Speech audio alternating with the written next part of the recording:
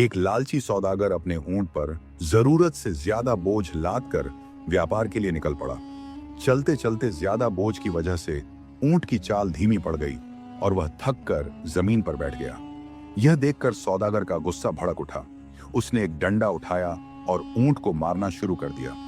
ऊंट की आंखों से आंसू बहने लगे, लेकिन वह चुपचाप सब कुछ सहता रहा।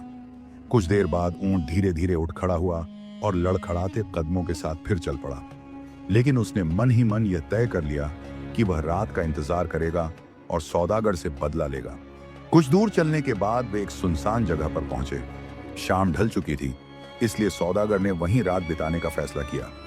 रात को जब वह सोने लगा तो उसके दिल में ख्याल आया कि कहीं ऊंट उस पर हमला ना कर दे, क्योंकि वह जानता था कि ऊंट अपने साथ हुए अन्याय को कभी नहीं भूलता। यह सोचकर उसने एक चाल चली। उसने अपने बिस्तर में पत्थर और झाड़ियां भर दी और ऊपर से कंबल ओढ़ लिया, ताकि देखने वाले को ऐसा लगे कि वह वहीं सो रहा है। फिर वह खुद थोड़ी दूर एक छोटे पेड़ पर चढ़कर चुपचाप बैठ गया। जब आधी रात हुई तो ऊंट चुपचाप उठकर सौदागर के बिस्तर के पास आया। अंधेरे में उसे यही महसूस हुआ कि सौदागर वहीं सो रहा है। गुस्से से भरे ऊंट ने अपने भारी पैरों से बिस्तर को जोर जोर से रौंदना शुरू कर दिया।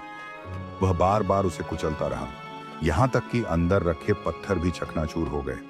अंत में जब उसे यकीन हो गया कि उसने सौदागर को खत्म कर दिया है, तो वह आराम से अपनी जगह जा बैठा। पेड़ पर बैठा सौदागर यह सब देखकर अपनी चालाकी पर फख्र करने लगा। उसने सोचा कि वह कितना समझदार और होशियार है। गरूर में आकर वह खुद को रोक नहीं सका और जोर से हंसते हुए बोला, ए बेवकूफ जानवर, मैं जानता था कि तुम बदला लोगे, इसलिए मैंने वहां पत्थर रखकर तुम्हें मूर्ख बनाया है। यह आवाज सुनते ही ऊंट चौंक उठा।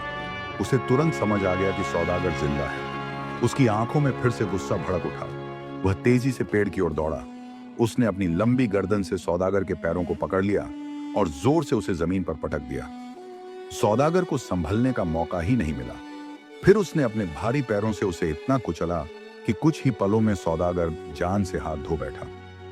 जुल्म और गरूर हमेशा इंसान को तबाही की ओर ले जाते हैं, इसलिए दिल बड़ा रखो और दूसरों को माफ करना सीखो।